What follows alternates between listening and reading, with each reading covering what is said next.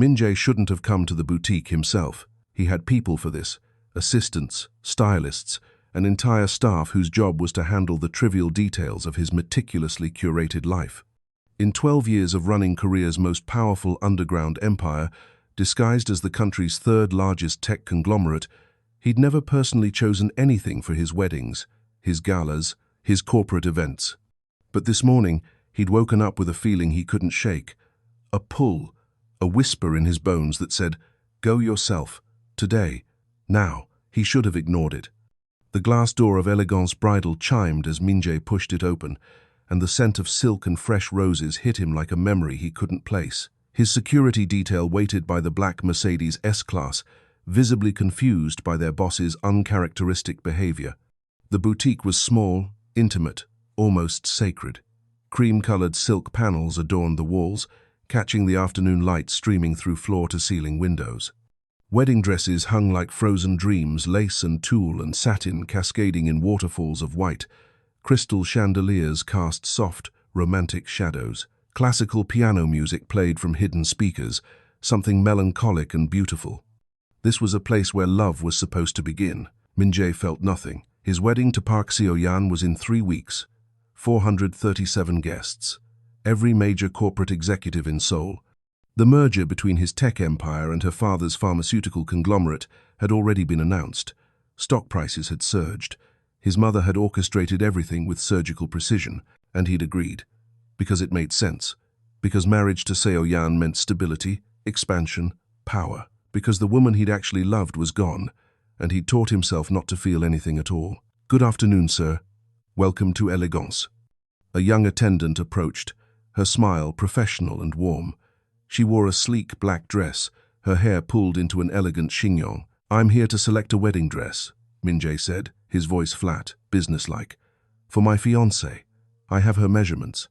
The attendant's smile faltered slightly. It was unusual for a groom to shop alone, but she recovered quickly. "Of course, sir. If you'll follow me to our private consultation area." "Actually," a voice called from the back of the boutique, "I can help him, Min-jae. You can take your break now." The voice. Min-jae's entire body went rigid. He knew that voice. He'd heard it in his dreams for 5 years. Soft, melodic, with a slight accent that betrayed her international upbringing. A voice that had once whispered his name in the dark, that had laughed at his terrible jokes, that had said, "I do," in a small ceremony his mother had refused to attend. No, it couldn't be. The young attendant bowed and disappeared into the back room, and then she emerged from behind a rack of veils. "Diane." Time stopped. The classical music faded into white noise. The boutique, with all its silk and lace and crystalline beauty, blurred at the edges. The only thing in focus was her. She stood 20 feet away, holding a pincushion and a measuring tape draped around her neck. She wore a simple cream blouse tucked into high-waisted black trousers, her hair pulled into a low bun. Her skin, deep and rich like polished mahogany, glowed in the afternoon light. She'd always been beautiful. But now there was something different about her, something harder, more guarded, like she'd built walls where there used to be windows. Her dark eyes met his across the boutique, and Min-jae watched the color drain from her face. The pincushion slipped from her fingers, hitting the plush carpet with a soft thud. For 3 seconds, neither of them moved. Neither of them breathed. 5 years. It had been 5 years since she'd walked out of his life without explanation, without a forwarding address, without a single word. 5 years since the divorce papers had arrived at his office via courier, already signed, clinical and final. 5 years since he'd stood in his penthouse, staring at her signature, wondering how love could evaporate so completely. He'd looked for her. In the beginning, he'd hired investigators, called in favors, searched every database he had access to. But Diane had vanished like smoke. No digital footprint, no paper trail, gone. And eventually, he'd stopped looking. He'd convinced himself she must have been guilty of the corporate espionage charges his mother had leveled against her, that if she'd truly loved him, she would have fought harder, that her silence was proof of her betrayal. He'd buried his grief beneath layers of work, power, control. He'd become colder, more ruthless. He'd agreed to marry Seo-yeon because his heart was already dead, so what did it matter? But now, standing in this bridal boutique, staring at the woman who'd shattered him, Min-jae felt everything he'd buried come roaring back to life. "Min-jae." Her voice was barely a whisper. His name on her lips felt like a knife and a caress all at once. "Diane." His voice came out rougher than he intended. You work here?" She swallowed hard, her hand gripping the edge of a nearby dress rack for support. "I'm the head seamstress. I've been here for 8 months. 8 months. She'd been in Seoul for 8 months, and he hadn't known. I didn't know you'd returned." Each word felt like broken glass in his throat. "I didn't advertise it." Her voice was steadier now, but he could see her pulse hammering in her throat. She straightened her shoulders, pulling on that professional mask he remembered. "Why are you here, Min-jae?" "I'm getting married." The words tasted like ash. "In 3 weeks. I came to choose a dress for my fiancé." Something flickered across Diane's face, pain, maybe, or anger, or something more complicated. But it was gone in an instant, replaced by cold composure. "Congratulations." The word was hollow, brittle. I'm sure you'll be very happy." The lie hung between them, obvious and pathetic. Min-jae opened his mouth to respond, to ask the 1,000 questions burning in his chest, to demand why she'd left, why she'd disappeared, why she'd never... A child's laughter rang out from the back room, high-pitched, joyful, innocent. Diane's eyes went wide. Panicked. "No," she whispered. "No, no, no." Small feet pounded against the floor, and then a little girl burst through the doorway behind the consultation desk. She couldn't have been more than 4 years old. She wore a yellow sundress with white daisies, her hair pulled into 2 bouncing pigtails tied with ribbon. Her skin was a beautiful blend, lighter than Diane's deep mahogany, but carrying the same warm, golden undertones. "Mommy! Mommy!" The child clutched a piece of paper covered in crayon drawings, her face bright with pride. "I finished the princess. Look, I gave her a crown and everything." The world tilted, slowed, stopped. Because when the little girl looked up, when her eyes swept across the boutique and landed on him, Min-jae saw himself staring back.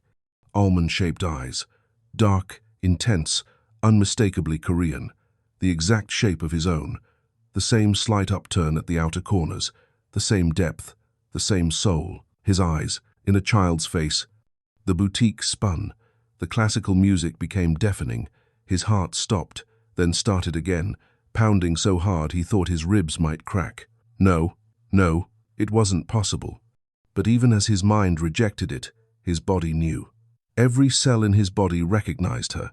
"Lena, sweetheart," Diane's voice cracked. She moved quickly, stepping between Min-jae and the child. "Go back to the playroom for just a moment, okay? But I wanted to show you. I'll come see it in just a minute, I promise." Diane's hand shook as she smoothed her daughter's hair. "Go on now." The little girl Lena obeyed, but not before glancing back at Min-jae one more time. Something in her expression, a tilt of her head, a curiosity in her gaze. It was him. It was undeniably him. The door to the back room closed. The classical music continued playing. Outside, a car honked, and Min-jae stood frozen in the boutique, his hand shooting out to grip the edge of a dress rack to keep from collapsing. His daughter. He had a daughter. His security detail was outside.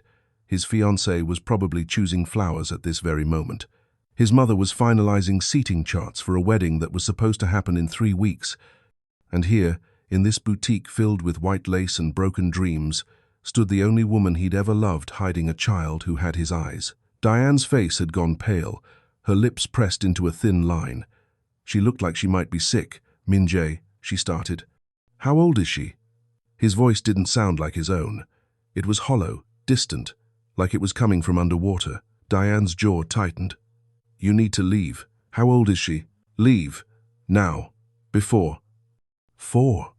The word exploded from him, louder than he'd intended. His hands were shaking. "She's 4, isn't she? Maybe 5? Diane flinched but said nothing. The math was simple, brutal, undeniable. "You were pregnant," his voice cracked. "When you left, when you signed those papers, when you disappeared, you were carrying my child." A single tear slipped down Diane's cheek, but her voice remained steady. "Lower your voice. This is my place of business." "Your place of..." Min-jae laughed, a harsh, broken sound. "You kept my daughter from me for 5 years, and you're worried about your business. I did what I had to do." Her voice was ice now, but he could see her hands trembling. "To protect her, to protect myself." "Protect her from what?" "From me." From your mother. The words came out like venom. From your family. From the Kang Empire that destroys everything it touches. The mention of his mother landed like a physical blow. Min Jae's vision blurred. His chest felt like it was caving in. He couldn't breathe, couldn't think, couldn't process the enormity of what he'd just discovered. Through the window to the back room, he caught a flash of yellow Lena's dress as she moved around, probably coloring, completely unaware that her entire world was about to change. His daughter. He had a daughter, and she didn't even know who he was. "We need to talk." His voice was barely above a whisper now. "Diane, please." She closed her eyes, took a shaky breath. When she opened them again, they were dry but hard. "The boutique closes at 6. Come to the back entrance at 6:30. She turned away, busying herself with straightening a veil that didn't need straightening. "And Min Jae, come alone. No security, no assistants, no representatives from your mother's office. My mother has nothing to do with." 6:30. Diane's voice was final. "Or don't come at all." Min Jae stood there for a moment longer, his heart pounding so hard he could feel it in his temples. His hands were clenched into fists at his sides. Every instinct screamed at him to stay, to demand answers now, to see his daughter again. But Diane's expression was steel, and he'd lost the right to make demands 5 years ago. He turned and walked toward the door, his legs moving on autopilot. The chime above the door sounded obscenely cheerful as he stepped out into the afternoon sunlight. His security chief straightened as Min Jae approached the car, concern flickering across his professionally neutral expression. "Sir, the dress order, drive." Min Jae's voice was flat, dead. "Just drive." "Where to, sir?" "I don't care. Anywhere. Just drive." As the car pulled away from the curb, Min Jae looked back through the tinted window. Diane stood in the boutique doorway, watching him leave. Even from this distance, even through the glass, he could see the rigid set of her shoulders, the way she hugged her arms around herself. He'd seen her stand like that once before, the day she'd left him. The car merged into Seoul's afternoon traffic, and Min Jae leaned his head back against the leather seat. He closed his eyes, but all he could see was Lena's face. Those eyes. His eyes. A little girl in a yellow dress who didn't know her father existed. And in 3 weeks, he was supposed to marry another woman. Min Jae's phone buzzed. A text from So-Yan. "Confirmed the orchids for the centerpieces. Can't wait for you to see them. Love you." He stared at the message. "Love you." She didn't love him. He didn't love her. Their entire relationship was a business transaction wrapped in white tulle and false smiles. But somewhere in Seoul, in a small bridal boutique, was a child who carried his blood, his eyes, his legacy. A child he'd never held, never met, never known existed. Min Jae's hand tightened around his phone until his knuckles went white. 5 years. 5 years of silence. 5 years of lies. And one question that would destroy everything. Why didn't you tell me? If you're enjoying this story, please subscribe and let me know in the comments where you're watching from. Your support means everything. The car crawled through Seoul's afternoon traffic, but Min Jae couldn't see the city, couldn't hear the horns, the chatter of pedestrians, the hum of the engine. All he could see was her. That little girl, Lena. Her name echoed in his mind like a prayer, like a curse, like something sacred he'd never been allowed to know.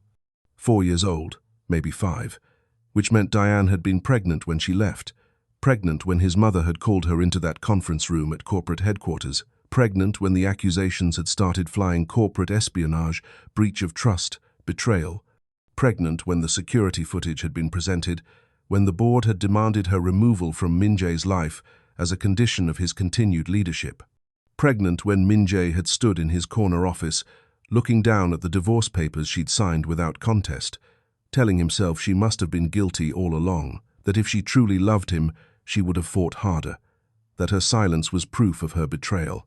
But she hadn't been silent because she was guilty. She'd been silent because she was terrified. "Sir." His driver's voice cut through the fog. "Where should I take you?" Min Jae opened his eyes. The afternoon stretched ahead, full of meetings he needed to cancel, calls he needed to make, lies he needed to maintain. But first, he needed to understand. He needed to know how the woman he'd married, the woman he'd loved with an intensity that had frightened him, had been carrying his child the entire time. "The office," he said finally, "and clear my schedule for tonight." His security chief shifted in the front passenger seat. "Sir, you have the charity gala at 8. Your mother specifically requested, clear it. Min-jae's tone left no room for argument. Tell them I'm ill. Tell them whatever you need to. But my evening is not available. The security chief nodded, already pulling out his phone. Min-jae had 6 hours until 6:30. 6 hours to prepare for a conversation that terrified him more than any hostile takeover, any shareholder revolt, any corporate crisis he'd ever faced. 6 hours until he had to face the truth about what he'd lost and what he might have just found. The afternoon crawled by with excruciating slowness. Min-jae sat in his office on the 48th floor, soul spread out beneath him like a circuit board of lights and steel. He'd built this every connection, every deal, every strategic alliance. He'd sacrificed everything for this view, this power, this legacy, everything except the one thing that had actually mattered. But his mind wasn't on the empire he'd built. It was on a little girl in a yellow sundress, holding a crayon drawing of a princess. His daughter. The words still didn't feel real. He pulled out his phone and opened a private browser, his fingers hesitating over the search bar. Then he typed, Diane Chen Seoul. Nothing. No social media profiles. No business listings beyond the boutique's website, which listed her only as Head Seamstress D. Chen. No photos, no digital footprint. She'd stayed hidden, deliberately, carefully. To protect her, to protect myself, Diane's words echoed in his mind. Protect them from what? From whom? From your mother? Min-jae's jaw clenched. His phone buzzed, his mother calling for the 4th time. He declined it again. She called back immediately, and again. On the 4th attempt, he answered, Where are you? His mother's voice was crisp, controlled, imperious. The gala is in 3 hours, and Seo-yan's mother is calling me in a panic because you've cancelled all your appointments and your assistant won't explain why. I'm taking the evening for personal matters. A pause. When his mother spoke again, her voice had dropped to that dangerous quiet he knew well. What personal matters could possibly be more important than your obligations? The merger announcement is next week. Every major investor will be at this gala. Your absence will be noted, Min-jae. It will raise questions. Let them ask questions. Excuse me? Min-jae stood, pacing to the window. Far below, people moved through the streets like blood cells through veins. Everyone going somewhere. Everyone with a purpose. I said, let them ask questions. I'm not attending tonight. This is unacceptable. Whatever childish rebellion you think you're staging, I saw Diane today. The silence on the other end was absolute. Min-jae could picture his mother, in her sitting room, the same room where she had told him 5 years ago that Diane was a liability, a scandal waiting to happen, a mistake that needed to be corrected before it destroyed everything the Kang family had built. When she finally spoke, her voice was ice. That woman has no place in your life anymore. Whatever she wants, whatever scheme she's running. She has a child. Min-jae's reflection stared back at him from the window, his face pale. A daughter, 4, maybe 5 years old. Another pause. What are you implying? I'm not implying anything. I'm telling you I have a daughter I never knew about. Don't be ridiculous. His mother's composure cracked slightly. You have no proof the child is yours.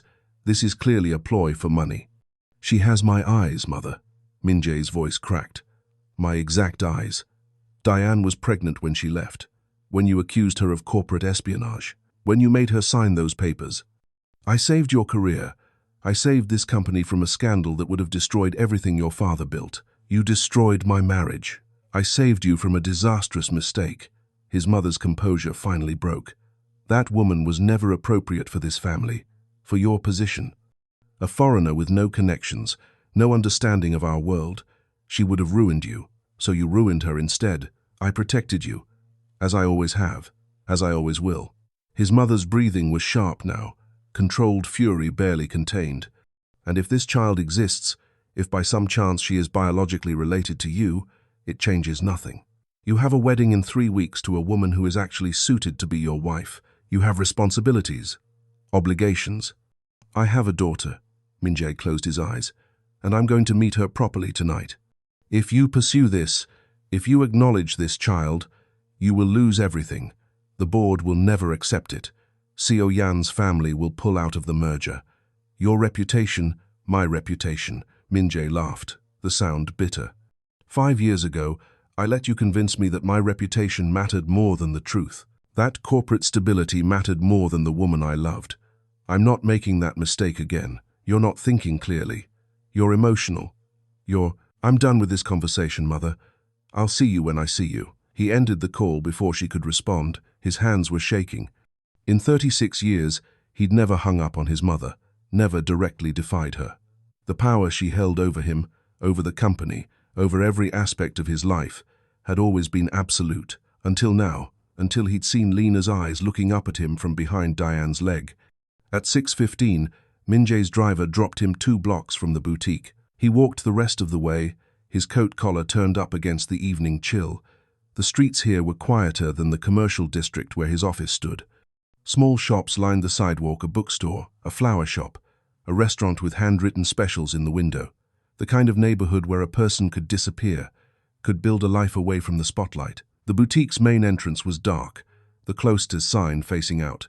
Minjae walked around to the alley behind the building, where trash bins sat next to a single steel door.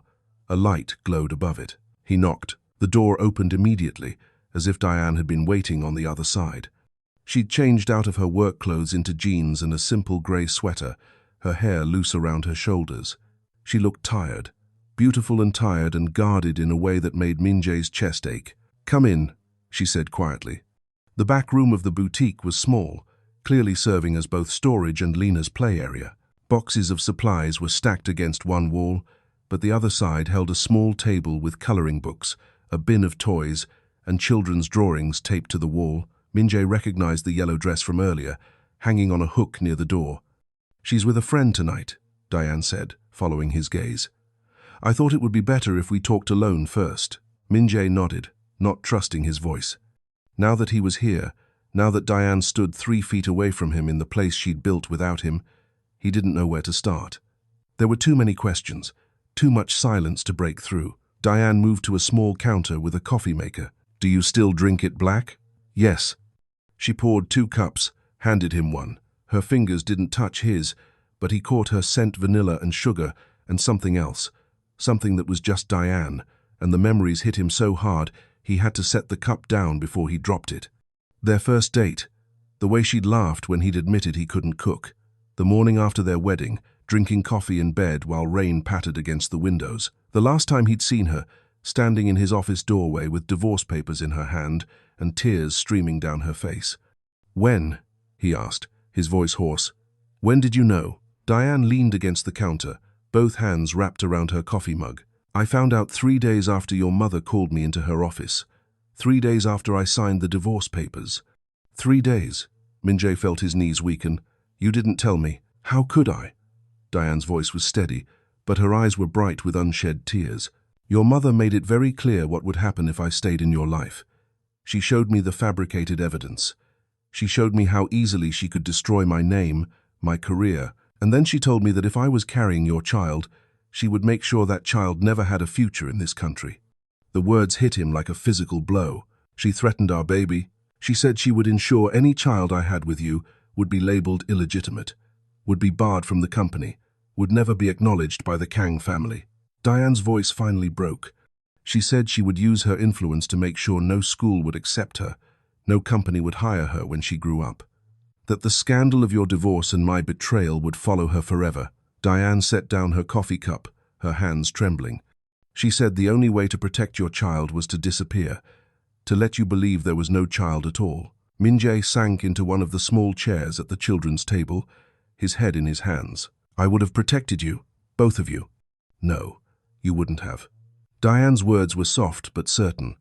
"You would have tried, Minjae, but you couldn't even protect me when it was just accusations. When your mother showed you that fake security footage, when the board demanded my removal, you believed them over me." She sat down across from him, her eyes hard. "You asked me to explain, to defend myself.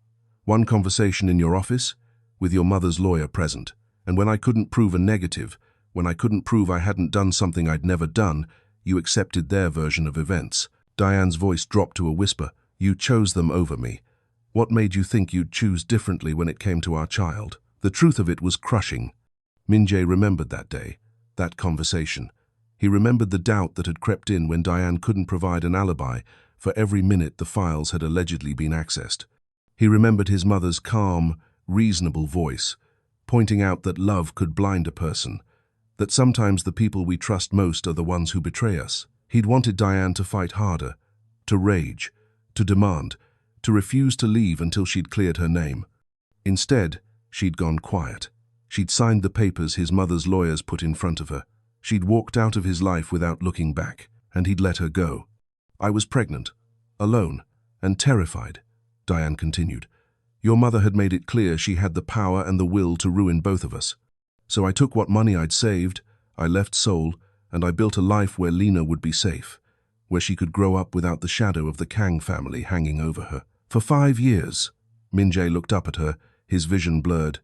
For 5 years, you've been raising our daughter alone. Yes. Why did you come back to Seoul? I didn't want to. Diane's expression softened slightly. But my mother got sick last year. She lives 20 minutes from here. I needed to be close, to take care of her. Lena deserves to know her grandmother, the one grandmother who actually wants to know her. The barb landed. Min-jae absorbed it without flinching. What have you told Lena about me? That her father is a busy man who lives far away, that sometimes adults make complicated choices. Diane pulled her chair closer, her eyes searching his. She's 4 years old, Min-jae. She asks sometimes, but she doesn't really understand yet what it means not to have a father around. Silence fell between them, heavy and suffocating. Through the wall, Min-jae could hear the hum of the refrigerator units in the boutique's main room, the distant sound of traffic. The drawings on the wall seemed to mock him all those moments he'd missed, all those firsts he hadn't been there for. A drawing of a house with a sun, a rainbow made of handprints, a stick figure labeled Mummy in wobbly letters. No figure labeled Daddy, because to Lena, he didn't exist. I want to know her. The words came out desperate, raw. Diane, please, I want to be part of her life. Diane closed her eyes. When she opened them again, they were filled with something that looked like grief. Why? She whispered. Because she's yours? Because your pride is wounded that I kept her from you? Or because you actually want to be her father? Because she's my daughter? Min-jae's voice rose. Because I've lost 5 years already, and I don't want to lose any more. Because every moment I'm not with her is a moment I'll never get back. And what about your wedding? Diane leaned forward, her voice sharp. Your fiancé? Your mother's plans for your perfect merger marriage? Lena isn't a secret you can keep, Min-jae. If you acknowledge her, if you're part of her life, everyone will know. Your mother, your board, every media outlet in Seoul, they'll dig into why I left. They'll find the accusations. They'll let them. Min-jae stood abruptly, the small chair scraping against the floor. Let them dig. Let them ask questions. I don't care anymore. Diane stood too, her voice rising to match his. You don't care? You didn't care 5 years ago when it mattered. You didn't care when I needed you to believe in me, to stand up to your mother, to choose our marriage over your company. But now that there's a child you can claim, now you suddenly don't care what they think? I was wrong. The admission tore out of him, echoing in the small room. I was wrong 5 years ago. I was a coward who valued control over trust, who believed lies because they were easier than facing the truth.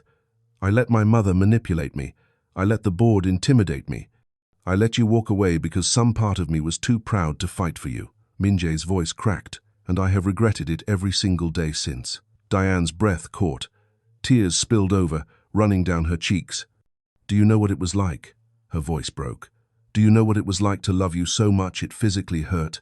To carry your child inside me, knowing I'd never see you again? To tell our daughter bedtime stories about a prince who lived in a castle far away, knowing she'd probably never meet him? Then let me meet her now. Min-jae stepped closer, his hands trembling. Let me try to be the father she deserves. Let me... And when your mother threatens her again? Diane's voice rose, sharp and desperate. When the board demands you choose between your daughter and your company? When your fiancé's family pulls out of the merger, and your stock prices drop, and your investors start asking questions, what will you choose then, Min-jae? Will you choose Lena, or will you choose the same things you chose 5 years ago? The question hung between them, heavy and terrible. Min-jae could hear his own heartbeat, could feel the weight of everything he was about to destroy: his wedding, his merger, his relationship with his mother, his position in the company, his entire carefully constructed life. All of it balanced against one little girl in a yellow dress who didn't even know his name. I'll choose her, he said finally, his voice steady. Whatever it costs, whatever I have to give up, I'll choose her. You don't know what you're saying. Diane shook her head, tears streaming down her face.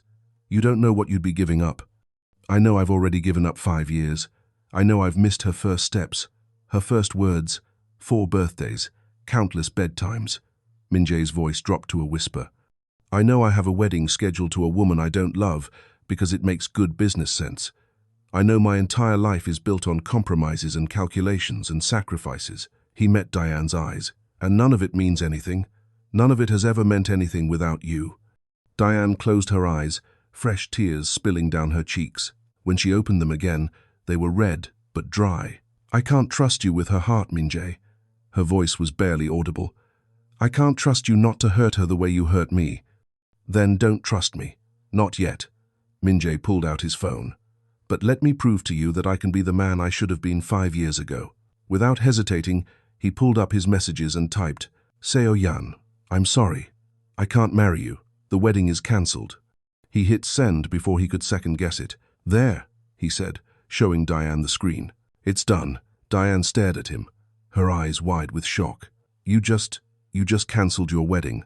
By text message. Seo-yan doesn't love me. She loves the idea of the merger, the social status, the power. She'll be angry about the embarrassment, but she won't be heartbroken.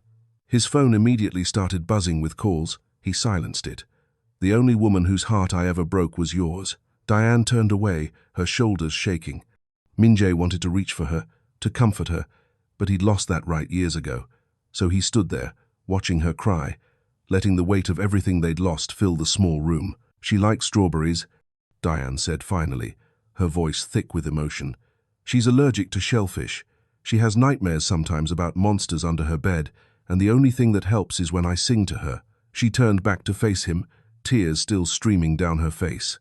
She's learning to read, and her favorite books are about dragons. She's shy around new people, but once she trusts you, she talks non-stop. Diane's voice broke. She asks about you sometimes, about her daddy, and I never know what to say. Minjae's throat tightened, his own eyes burning with tears. Thank you, he whispered. I'm not saying yes. Diane wiped her face with the back of her hand. I'm saying I'll think about it. I'll talk to Lena, prepare her. And if I decide to let you into her life, it will be slow, it will be supervised, and the first moment you hurt her, the first time you choose your company or your mother or anything else over her well-being, I will take her somewhere you'll never find us. Do you understand? I understand. Go home, Minjae. Deal with the chaos you just created. Talk to your mother. Talk to your board. Figure out what your life looks like now that you've blown it up. She pulled a business card from her pocket, wrote a number on the back, and pressed it into his palm. Her fingers were warm against his skin, there and gone in a heartbeat. And when you're sure, when you're absolutely certain you can handle the consequences of claiming her, call me. Minjae closed his hand around the card. Can I ask you one more thing? What? Her name? Lena. Why did you choose it? Diane's smile was sad, beautiful, and heartbreaking. It means light. After everything that happened, after all the darkness, I needed her to be light. Minjae nodded, unable to speak around the emotion clogging his throat. He walked to the door, then paused with his hand on the handle. I loved you, Diane. His voice was barely a whisper. I never stopped. I know. Her voice was soft, broken. That's what made it so hard to leave. He stepped out into the alley, into the cold evening air. Behind him, the door closed with a soft click. His phone was vibrating non-stop now. Calls from his mother, from Seo-yan, from his assistant, from board members. The explosion had begun. Minjae looked at the business card in his hand, at Diane's handwriting, still the same elegant script he remembered. Tomorrow, the media would erupt. Tomorrow, his mother would wage war. Tomorrow, everything he'd built would be tested. But tonight, he had the phone number of the woman he'd loved and lost. And somewhere in this city, his daughter was being tucked into bed, probably asking for a story about a prince in a castle. Minjae pulled out his phone and made one call before the deluge. Sir? His lawyer's voice was alert despite the late hour. I need you to investigate something from 5 years ago. Corporate espionage charges against Diane Chen. I want to know exactly who fabricated the evidence, who gave the orders, and who knew about it. I want every detail, every email, every communication. His voice was steel. And I don't care whose names come up in the investigation. Sir, if this implicates certain members of your family or the board, I said I don't care. Get me the truth. All of it. He ended the call and started walking, not toward his penthouse apartment, not toward his mother's estate, just walking through the quiet streets, past small shops and families heading home from dinner, past a life he'd never allowed himself to imagine. By the time he reached his car 2 blocks away, he had 47 missed calls. He got in and finally answered one. Min-jae. His mother's voice was terrifyingly calm. We need to talk. Yes, he said quietly. We do. The emergency board meeting was scheduled for 9 a.m. Min-jae arrived at 8 a.m., an hour early, carrying a single manila folder. The conference room on the 50th floor was already occupied. His mother sat at the head of the table, his seat flanked by 3 senior board members, Mr. Song, Mrs. Park, and Director Choi. They looked up as he entered, their expressions ranging from concerned to openly hostile. His mother wore her armor, a tailored black suit, pearl earrings, her hair pulled back in a severe bun. Her face was a mask of controlled fury. Min-jae. Her voice was ice. Sit down. We need to discuss your recent actions. No. Min-jae remained standing. You need to listen. He laid the folder on the conference table with a sharp thwack that echoed in the silent room. 5 years ago, you accused Diane Chen of corporate espionage. You showed me security footage, access logs, communication records. His voice was calm, deadly. All of it was fabricated. The room went very quiet. My lawyer has the originals here, along with communications between Mother and the VP of Security at the time, detailing exactly how the evidence was manufactured and when. Mr. Song cleared his throat uncomfortably. Min-jae, these are serious allegations. I'm stating facts. Min-jae opened the folder, spreading documents across the table. Facts that are documented here. Furthermore, Diane was pregnant when she left with my daughter, a daughter whose existence was threatened if Diane didn't disappear quietly. He looked directly at his mother. Those threats came directly from this office, from people in this room. His mother's expression didn't change, but her knuckles went white where they gripped the armrest. Min-jae, she began, her voice low and dangerous. I'm not finished. He pulled out more documents. These files have been copied and secured with 3 different law firms. If anything happens to me, to Diane, or to my daughter, these documents become public. Every news outlet, every regulatory agency, every shareholder will know exactly what was done in the name of protecting the Kang family reputation. Mrs. Park shifted uncomfortably. Director Choi wouldn't meet his eyes. Mr. Song, the eldest board member, and the only one who'd known Min-jae's father, leaned forward. What exactly are you proposing? I'm proposing transparency. Min-jae's voice was steel. I'm acknowledging my daughter publicly. I'm having Diane's name cleared of all charges, with a formal apology from this company, and I'm making it very clear that anyone who threatens my family again will face legal consequences. The scandal will be enormous, Mrs. Park said quietly. The stock price will recover or it won't. Either way, I'm not building my daughter's life on lies and cover-ups. Min-jae looked directly at his mother. You taught me that the Kang legacy was everything, but you were wrong. Family is everything, and I finally have the chance to build a real one. His mother stood slowly, her chair scraping against the marble floor. Her face was pale, her lips pressed into a thin line. If you do this, she said quietly, you're on your own. I won't protect you from the consequences. I know. Min-jae met her gaze without flinching. I'm counting on it. For a long moment, they stared at each other across the conference table. A lifetime of control, manipulation, and conditional love hung between them. Then his mother turned and walked out, her heels clicking against the floor like gunshots. The door closed behind her with a final, decisive click. The remaining board members looked at each other, then at Min-jae. We'll need to make a statement, Mr. Song said finally. Control the narrative as much as possible. I'll draft something today. And the Park merger? Dead. Min-jae gathered the documents back into the folder.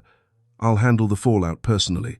The meeting continued for another hour, laying groundwork, planning damage control, preparing for the storm. But Min-jae's mind was elsewhere. He was thinking about a small bridal boutique, a little girl with his eyes, and a woman who'd been strong enough to raise their daughter alone when he'd been too weak to stand beside her. At noon, His phone rang. Diane. His heart stopped. He answered on the first ring. Hello? Lena has swimming lessons tomorrow at 4. Diane's voice was careful, controlled. At the community center on Oak Street. If you want to watch, if you want to meet her properly, be there at 3:30. We'll talk to her together first. Min-jae's throat tightened. I'll be there.